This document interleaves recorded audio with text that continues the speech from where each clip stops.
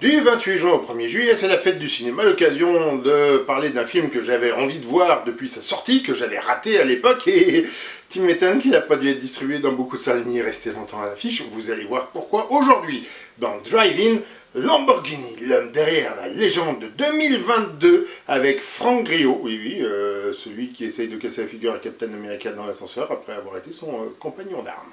Et on regarde tout de suite.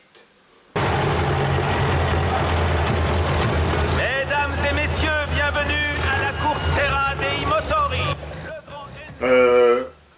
Attendez, la première Lamborghini a été présentée à la course Terra dei Motori? Peut-être, hein, je n'en ai aucune idée et je n'en ai trouvé trace nulle part. L'histoire officielle de Lamborghini, dans les livres comme sur leur site internet, ça commence avec la 350, hein, pas avec ce premier proto.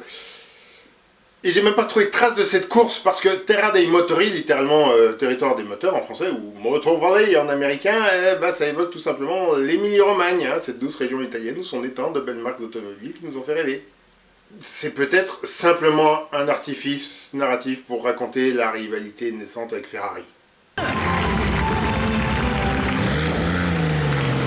Hop. Et attendez, on est d'accord que ça c'est une Porsche 356 Pitster.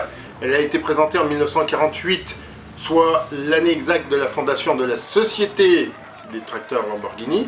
Or, cette course est censée avoir lieu avant la fondation de la Société de tracteurs, donc soit c'est un super acharné qui a eu le modèle dès sa sortie de l'atelier, peint en blanc, soit c'est un anachronisme hollywoodien destiné à permettre aux Américains de repérer une référence automobile européenne qu'ils peuvent connaître. Idem avec le Roadster Mercedes des années 50. Il n'y a que 3 voitures de toutes leurs courses. C'est quoi ce grillage vert sur la clôture? Ça existait déjà à cette époque-là? Il ramasse des fagots pour allumer le feu sous la pluie, alors qu'il a l'air de faire grand beau dans le champ à quelques dizaines de mètres. Avant d'aller plus loin, likez, commentez, partagez, abonnez-vous.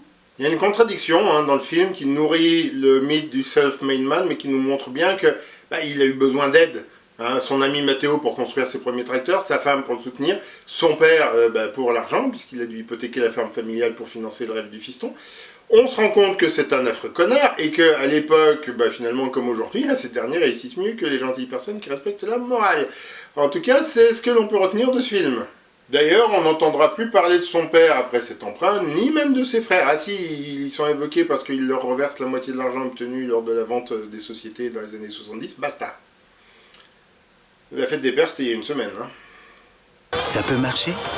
Bien sûr que ça va marcher. Un hybride. Oh, un hybride, parce que c'est une essence de qualité pour démarrer, puis de l'essence bon marché quand le moteur est chaud. C'est le premier hybride de la marque. Alors ne rigolez pas, parce que je vous rappelle que Porsche aussi a fait des hybrides et des tracteurs avant de faire des sportives. On connaît tous la légende de cette altercation entre Ferrari et Lamborghini, le premier répondant « Retournez à vos tracteurs » au second qui lui proposait une solution d'embrayage pour ses voitures.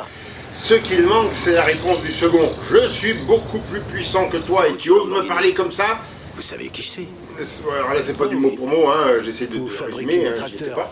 Parce qu'il faut replacer dans le contexte de l'époque, les années 60, Ferrari ne vivait que pour la compétition et vendait des voitures civiles uniquement parce que ça lui permettait de financer la course.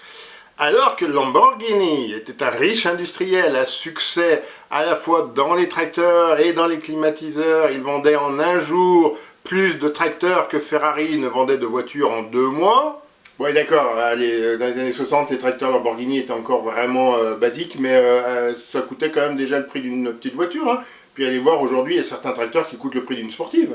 Je ne doute pas qu'Enzo fût hautain, mais il n'était pas aussi puissant financièrement que Ferruccio. Encore que l'association des deux noms ne serait pas la plus valorisante. Des embrayages de tracteurs pour une voiture de sport, moi je peux comprendre la réticence du vieux. En revanche, je n'ai aucune idée de ce que vient faire Bob Wallace dans cette affaire-là. Il a effectivement été mécano, puis essayeur officiel chez Lambo, mais pas du tout au temps des tracteurs. Historiquement, il est arrivé lorsque la nouvelle usine avait déjà ouvert pour construire les voitures. J'imagine que c'est un arc narratif pour fluidifier un peu le récit. Elle est juste là.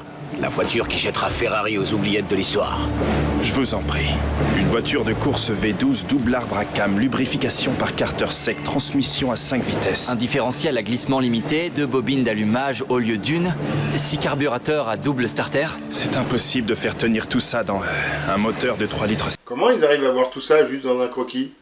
On dirait une parodie de Fast and Furious. Mais la suite est extraordinaire.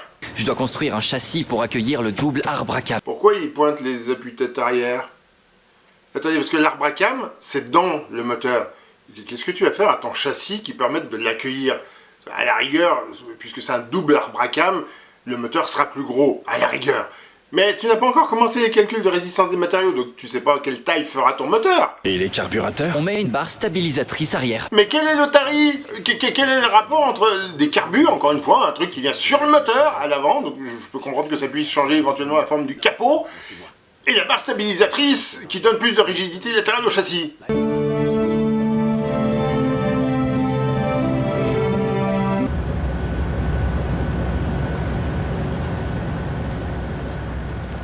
On nous présente l'usine comme toute neuve, elle est déjà en partie délabrée.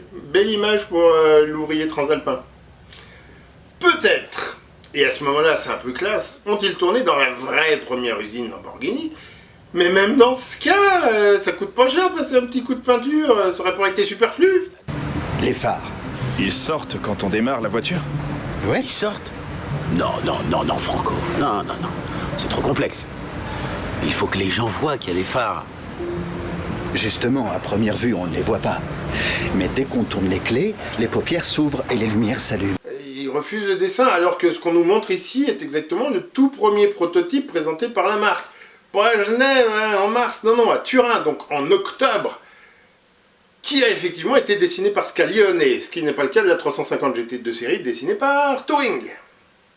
Bon, admettons, il faut simplifier l'histoire et mélanger plusieurs personnes en une seule pour ne pas perdre trop le spectateur, et puis ça économise un salaire d'acteur, s'il n'y en a qu'un seul pour évoquer un tas de personnages différents, après tout, la commedia dell'arte, c'est italien. Présentation de la 350 GT au Salon de Genève 1964, avec une robe Mondrian, sortie pour la collection automne-hiver 65 d'Yves Saint Laurent. Plus d'un an plus tard. Ils abordent la vente de la société par Ferruccio dans les années 70 avec une Countach garée devant la villa. C'est effectivement la dernière voiture qu'il va lancer. Et encore, je suis pas sûr qu'il était à la tête de l'entreprise quand le modèle a été commercialisé, mais je crois bien qu'il y était durant son développement. Sauf que regardez les extensions d'ailes les jantes et surtout les entrées d'air dans le bas du jupe latéral, ça ressemble quand même beaucoup plus à un modèle 25e anniversaire de 1988. Lorsque Ferruccio vend ses sociétés, la voiture est encore dans une sobriété originelle, sans extension, sans jupe, sans bouclier à eau, tout en légèreté. Encore un anachronisme, et pour un film qui se veut un tantinet historique, je trouve que ça commence à faire beaucoup. Quoique le plus bel anachronisme du film est peut-être Franck Grillo qui ne vieillit jamais à l'écran de toute l'histoire, alors laissons-leur le bénéfice du doute, Lamborghini était coquet, les cheveux teints pour ne pas paraître vieux, mais son physique portait son âge et sa posture s'était voûtée avec les années, on aurait pu voir cela. Mais fallait-il nous le montrer glorieux et orgueilleux tout du long? Dites-moi ce que vous voyez. Des lignes sur une serviette. Et vous, qu'est-ce que vous voyez? Un rêve. Quoi? Fermez les yeux. Pourquoi? Fermez-les. Bon, déjà, j'ai du mal à croire qu'il ait lancé le projet de la Miura avant même d'avoir présenté la 350 GT. Je suis à peu près persuadé que l'histoire réelle, elle n'est pas née de son idée à lui. Et surtout, on veut nous faire croire que c'est lui qui l'a dessinée. Et quasiment la voiture définitive dès le premier coup de crayon, ce qui est nier le fait que Giugiaro et Gandini ont œuvré à la ligne finale. Robelot, dans ce film, c'est un génie qui fait tout seul. En résumé, le film tourne en rond. Ferruccio Lamborghini promet plusieurs fois en 20 minutes que cette fois il a une idée, c'est sûr, elle va marcher. Bah ouais, mais c'est la même idée à chaque fois. Arrête de nous promettre qu'elle va fonctionner, montre-la nous. Le film est assez lent, pardon, non, mou. Et c'est dommage, hein, on dirait un drame à l'italienne des années 90. Il est découpé en chapitres, avec des images d'archives, mais aussi les alliés copains du patron qui l'invectivent au journal télévisé. Il fut un temps où Ferruccio était lui aussi un travailleur. Où t'es maintenant, Ferruccio? Ferruccio, où t'es? Prends la parole. T'es du côté des travailleurs et des travailleuses ou pas? Où t'es, Ferruccio? Où t'es maintenant, Ferruccio? Hein? Où ça? C'était une production italo-américaine, en 2022. On s'attendait à une approche quasi hollywoodienne du biopic. Et malheureusement, c'est un film italien plus qu'américain. C'est bien dommage. Le réalisateur, Robert Moresco, est surtout connu pour ses succès en tant que scénariste, notamment Million Dollar Baby. Je suis persuadé que le film s'est vendu en grande partie sur la présence de Franck Grillo dans le rôle titre, sauf que sur 1h30 de film, on attend 3/4 d'heure pour qu'il incarne vraiment son personnage. Logique, on montre sa jeunesse, son développement. Donc pour nous rappeler qu'il est là, on voit un rêve de course entre Lamborghini et Ferrari. Je n'ai pas compris l'idée derrière cette course, une Countach Supercar V12 contre une mondiale, le modèle d'entrée de gamme, un petit V8. Je trouve que ça résume assez bien le film. Des petits moyens, des ambitions mi-molles et un résultat tiédasse. Alors dites-moi ce que vous en avez pensé, si vous l'avez vu. Sinon, non mais laissez tomber, c'est pas la peine. À moins que je vienne de vous donner envie de le regarder, auquel cas je suis désolé. Il y a eu un film sur Enzo Ferrari aussi, qui est sorti à peine un an plus tard, donc qui a été en préparation, voire en production en même temps. Sauf qu'il y a sans doute eu plus de moyens, parce que là c'est purement américain. Il faut que je le voie, pour comparer les deux. Si vous avez vu celui-ci, pareil, les commentaires sont à vous. Je l'ai mérité votre pouce en l'air sous ma vidéo.